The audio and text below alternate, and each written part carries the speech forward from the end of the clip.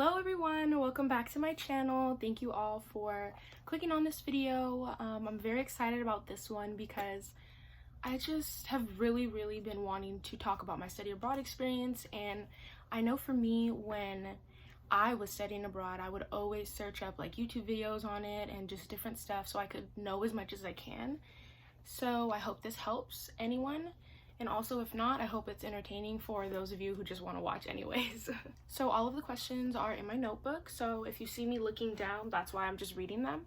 Okay, so to get started, the first one is, what made you want to study abroad? And well, okay, this is just taking me back already.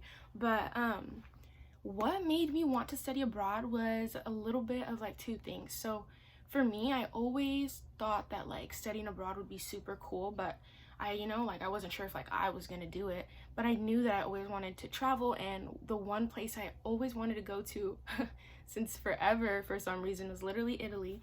Literally Italy. But yeah, I've always wanted to go to Italy. So when I was in high school, my teacher, Mr. Amaral, he would always tell our class about how he never studied abroad, and that like that was the one thing that he regretted from like his college experience. So I was like, well, I want to go to Italy, and studying abroad would be insane. Why not do that? And also like that's just like, once in a lifetime type of experience. So I really wanted to do that. Ever since freshman year, that was like one of my goals, and I did it, which that shit was so crazy. Like, wow, I'm honestly so proud of myself. So the next one is, do you get financial aid if you study abroad? And basically that all depends on if you already are someone that qualifies for financial aid. The financial aid works a little bit different because it's like, since you are in another country, your tuition prices, living expenses, all that stuff depends on that schools and like the apartment out there or wherever you're staying. So it's it's really different. But like, yeah, if you qualify for financial aid regularly, then it should cover some of it, or all if you're lucky, but I was not that lucky. Okay, so to branch off of that one, the next question is, did you receive any help financially from your school? And yes, I did get financial aid. I'm a financial aid recipient. I've always gotten it, but the financial aid was just not cutting it. Like, it was not enough for me to like, be stable out there basically. So next question is, how was the experience and would you go back? And the experience overall was amazing. I wouldn't trade it for the world. I'm so thankful that I got to do something I've always wanted to do, and I was actually lucky enough to go with 4 of my best friends at the time. Or wait, no, there's 3 of us. I was the 4th. But yeah, there's 3 of us, and we all studied abroad together, and that shit was crazy. It really was crazy. But yeah, overall, I would definitely recommend anyone who wants to study abroad look into it. And I would go back, but I wouldn't go back to study again because I got hella homesick. Like, I was ready to go. I was ready to come back home, and I never thought that like I was gonna feel like that. But yes, I definitely would go back just to visit, and definitely for not as long. What is something you didn't expect but dealt with on the trip anyways? Negative and positive. So honestly, talk about like not expecting things to happen. So much shit happened, like just like things you wouldn't even expect. And mind you, I studied abroad right before the pandemic, so I was supposed to be there from January to March, and we got sent home early because of COVID. And basically, obviously I didn't expect that to happen, but there was so much more. So like, with my financial aid, I basically had a meeting with my financial aid advisor, and he told me, oh, you need to take out this much in loans and grants and you'll be completely covered, and you don't have to worry like about like other expenses because it'll all cover it. So I was like, oh my god, amazing, perfect. And I still saved up my regular money, but I was counting on financial aid, and I shouldn't have because something went wrong. It got fucked up, and basically my financial aid advisor had expected the program to cost a certain amount of money when it costed so much more, to the point where usually I get a FAFSA refund, where that's how I pay my rent and how I pay just like all my stuff. And the FAFSA for my studying abroad was not enough money, to the point where not only was I not going to receive extra or enough, but I owed them, which I'm not rich, you know what I mean? Like, I don't have money like that to give money to financial aid when I'm freaking studying abroad. I need all the money I can get right now. So that was like a really, really huge factor. And luckily, you know, I have a lot of good people in my life and they helped me figure it out and handle it. And I was able to, you know, still study abroad and stay there. But it just sucked because I planned on doing so much more, but like I couldn't do as much as I wanted to because I didn't have the financial aid, you know, I didn't have the funds. But yeah, another negative thing, but I'm just being honest. Another negative thing was when I got to Italy, one of my aunts who I'm very, very close to, she was actually already sick and her health was just like declining. Like it was worsening day by day to the point where they didn't think, well, my family didn't think that my aunt was gonna be there when I made it back. And like that was like crushing me, you know, like she's literally like a second grandma to me and I didn't want to not be there for those things. So that was really hard on me, but thank the Lord she's still here with us today and she's doing great. And I don't know what I would have done, but oh, it's so sad. But another thing that happened that was pretty negative was I actually lost a family member in an accident, and that was just like really, really heavy on me because, you know, I was already worried about my financial aid and I was worried about my other aunt who was sick, and then something just like tragically happened to another family member of mine, and she was really near and dear to my heart. I love her so, so much. I always think about her, and it was just really hard to go through that, especially with none of my family members, you know. I didn't get to go to the funeral. I didn't get to see anyone. It was just, you know, in a time like that, you want to be with your family and like, you know, your loved ones. And I didn't get to do that. And it was really, really hard. And it definitely affected my whole experience there because when there's a passing in your family, especially someone that you're really close to, it was just so hard for me to enjoy the fact that like, wow, I'm studying abroad in Italy right now. And like, you know, I'm in another country for the first time, but yet I was so sad because so much was just going on back at home and like all that stuff was happening. And it was really hard to deal with, but you know, made it out, we did it. And that's one thing. It's like you can never expect for like stuff like that to happen, and you can't prepare for it either. And I just think it's crazy how of all times for like things to like hit the fan, like of course it happens when I'm fucking overseas away from my mom, my whole family, don't have money. Like it was just crazy. But a positive experience, there were so many positives as well, you know. But I think overall just the fact that I was able to go with 3 of my best friends, like a lot of people don't get to do that, and like that was so fun for us, you know. Like we had a really cool experience and we saw a lot of stuff, and it made going into the program and being in another country that much more easier because it was like, okay, well, you know, I have these 3 girls who are my best friends that like we're all in it together type of thing.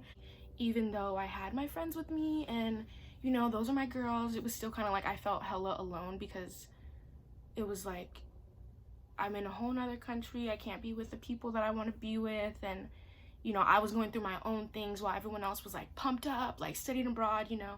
And I don't want to make it seem like, oh, I was a downer the whole time. But, you know, when those of you that have experienced losing somebody that's close to you, you know that like shit's hard and you can't just act like, oh, I'm so happy and all this stuff. Like it was really hard, and I didn't go out a lot of times and do stuff. I wasn't like hanging out with everyone like that because it was just difficult. Okay, so for the next one, I'm gonna do craziest part about traveling. And I don't even know, like I just feel like the whole process was crazy. Like it was just insane.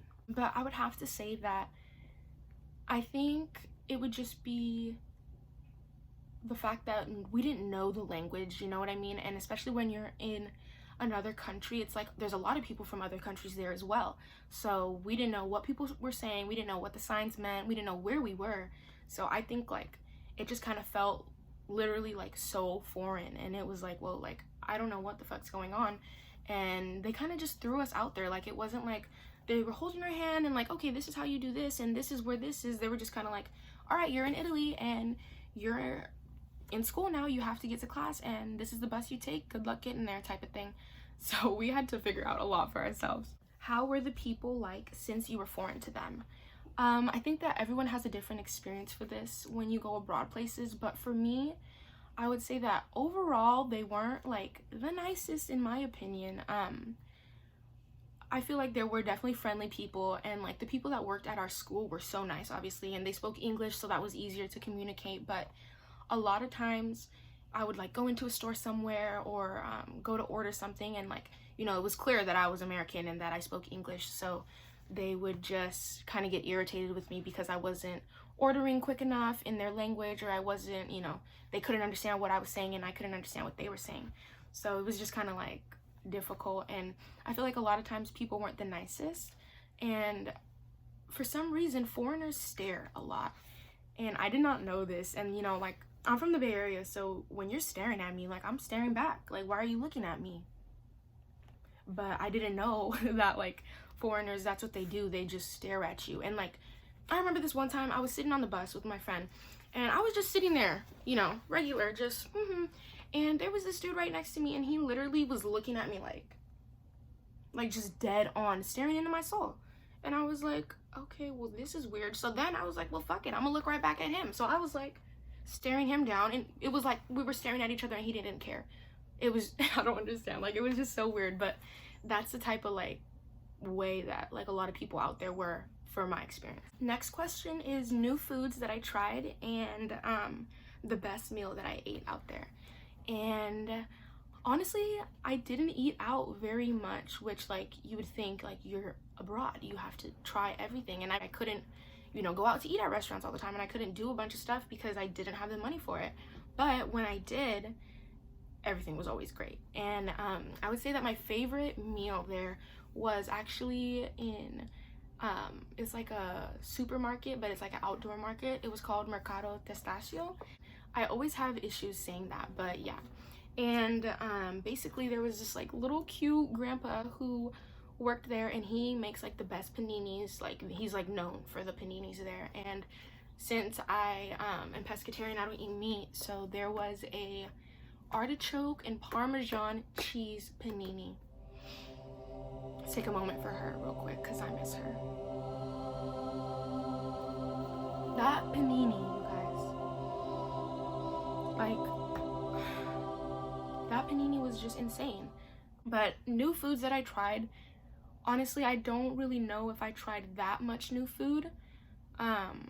You know, like, I tried pasta and I tried pizza. I just tried like different types of stuff. Like, there was pizza with like bean sprouts and avocado on it, or pizza with, there was just all kinds of different toppings and stuff. And yeah, I just tried like a bunch of different types of like coffees, pastas, pizzas, paninis type of thing. But the one thing I wanted to try so bad while being abroad was what is it, escargot, snails, and I never got to because I didn't make it to Paris, which that's a whole other thing. You guys will hear that story in my next video. That's going to be a story time, so for those of you that want to hear the story time, stay tuned. Okay, so the next question is, what was my favorite part about the trip?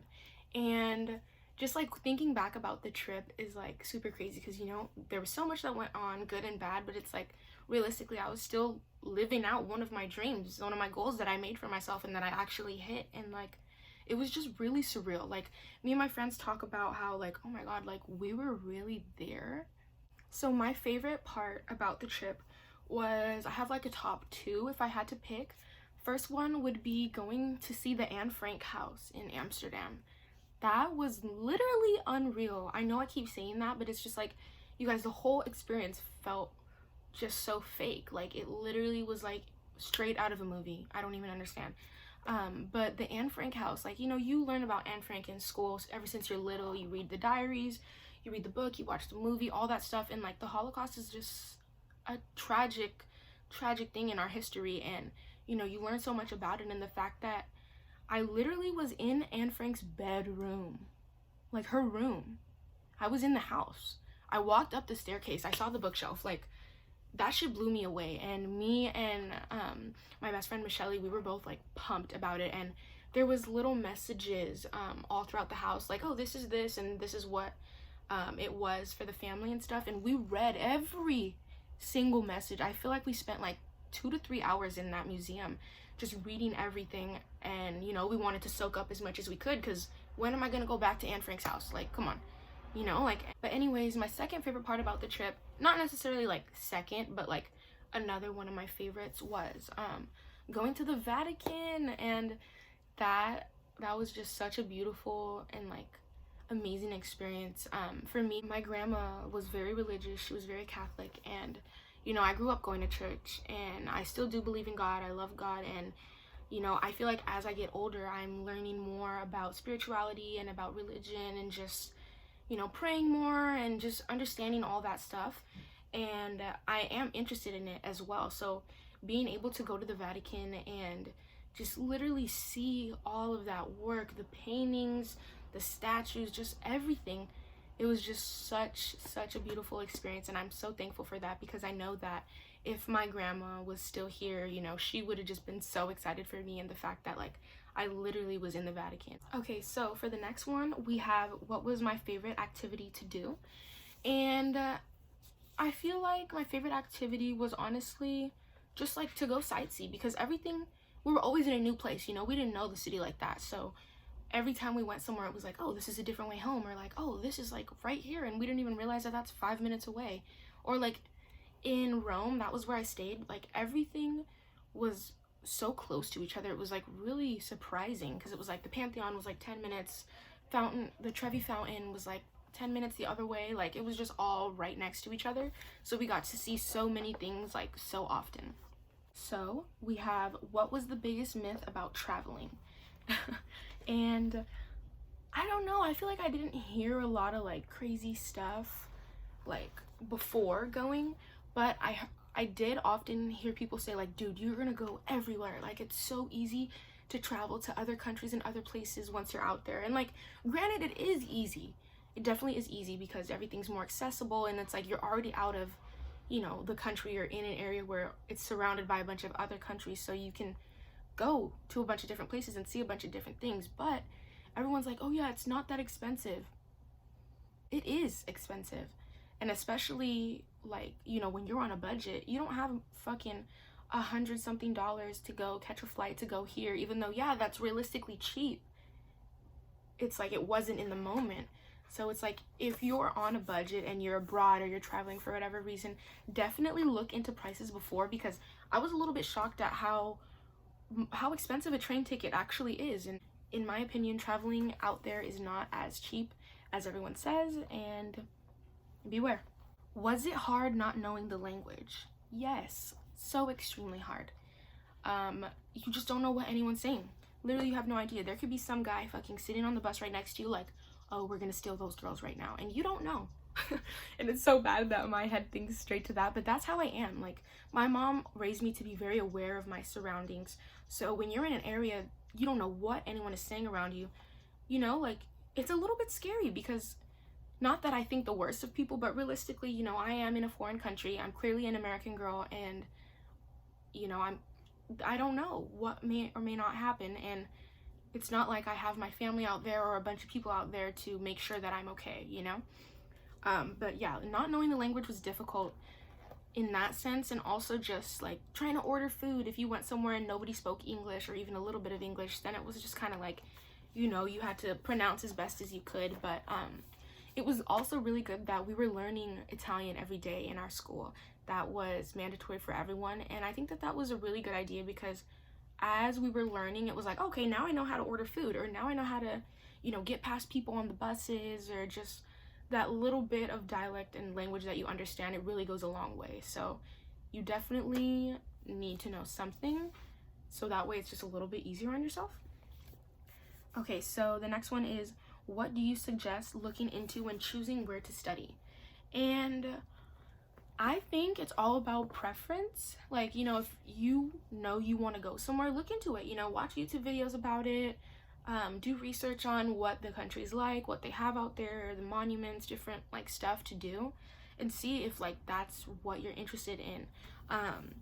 I think definitely look at what type of country it is. I don't know really how to word this correctly, but like some countries are different, you know what I mean? Like some are more developed and advanced than others. So I feel like that plays a factor. Crime rates, and I don't know, this is just what I think about, but like, are people being kidnapped? Are people being, sex trafficked? Like, what's going on out there? Are there a lot of riots, protests? Because in Italy, we didn't know, but they were on strike all the time. Like, they were always on strike for something, and they would always send out warnings to avoid the strikes because you never know what may happen. And, that's just something to think about. Not saying that, like, oh my God, you're gonna go to a place where it's like super dangerous, but just, be mindful and definitely take everything into consideration when choosing it, but also follow your heart. Like, if there's some place that for some reason it's just calling your name and you want to go there, but you don't really know anything about it, just look it up, do a little bit of research, and fuck it, go if you like it, because 100% you will just experience so much and you'll learn so much about that country. Okay, next question, and I actually think this is my last question. Yeah. Okay, so if we came from low-income families, how do we finance an opportunity like this? I feel you, girl, because obviously I come from low income as well, and honestly it was really hard. I had to save up a lot, and even though I did save up a lot, it wasn't enough realistically, you know what I mean? So I think if this is something that you want to do and you're in high school, or you're just starting out in college, save up, start saving up now, because if I would have started saving up beforehand, like way before, ever since I knew, I would have had so much money. And not that, like, you need to spend a lot of money, but it's nice. You want to buy stuff for your friends, you want to eat gelato, you want to get this and that, you want to go places, and like everything costs money. It really, really does. And that's something I really realized out there. Like, everything costs money. It's crazy. But I think definitely look into scholarships and different ways that you can get help through FAFSA. Also, like, for me, I took out an extra loan when I studied abroad because I knew that I needed more money. And look into that, because in my opinion, it's worth it. Yeah, I am a little bit in debt, but now it's like I have this experience that no one can take from me, and I had such an amazing time out there. I learned so much about myself and just about life in general. And I just, like, I lived in another country. Like, that's crazy to me. And there's always ways to work around it and find ways to get to actually have that opportunity. So definitely find resources and stuff like that. And also, you can even try to see which countries' programs cost more or less money. If you just are someone that's like, I want to study abroad, I don't really care where, but wherever I can afford it, then that's definitely something you can look into. And there's different living arrangements, living options, like, there's always a way to budget. And if you really want to go, you can do it. And it just might take a little bit of time to save up and everything like that, but there's ways to help you. And yeah. So that concludes all of my questions for this video, and basically I just want to say thank you guys for asking these questions. I'm really excited about this series for my study abroad videos. I'm going to be posting 2 more, but the first one's going to be a story time and just kind of like my overall experience type of vibe. And then the next one's going to be study abroad tips and just like advice. So I'll for sure put a Q&A thing on my Instagram so that you guys can ask me certain questions on like tips and stuff like that. But overall, I'm just gonna like make a list of like things that I wish that I knew, or like things that helped me out. And yeah, I'll be sharing all of those with you guys. I just wanted to say thank you guys for watching my video. I really appreciate the support. Don't forget to like this video, subscribe. Please subscribe to me. If you're feeling nice, you can always hit that. And stay tuned for my next videos. I'm really excited about this, and I hope that you guys enjoy this. Love you guys all, and please stay safe, stay home, and stay healthy.